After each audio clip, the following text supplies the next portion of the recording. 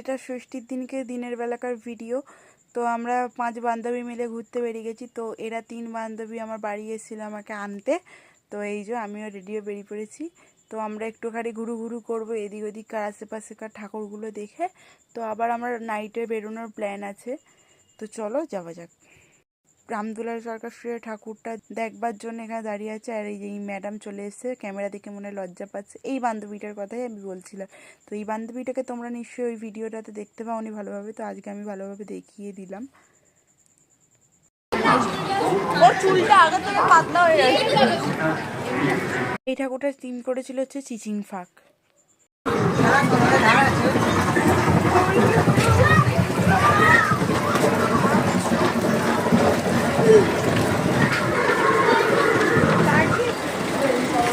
সেবার একটা মজা এসে দিয়ে এই যে ফটো তোলা শেখাচ্ছে একজন।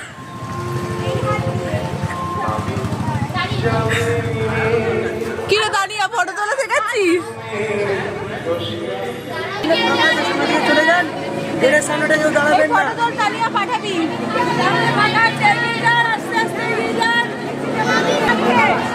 সকলে যোগদান করছে। তো আমরা চলে এসেছিলাম হচ্ছে এবার আইসক্রিম খেতে। দাঁড়াও, আসো।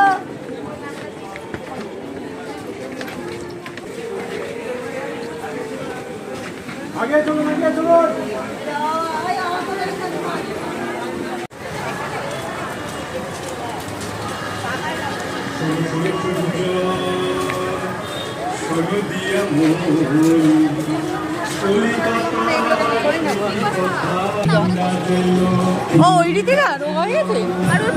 আমাদের লাস্ট প্যান্ডেল হপিং ছিল। তো তোমাদের কাছে প্রত্যেকটা প্যান্ডেলে কিছুটা করে ক্লিপ আমি তোমাদের সামনে তুলে ধরলাম।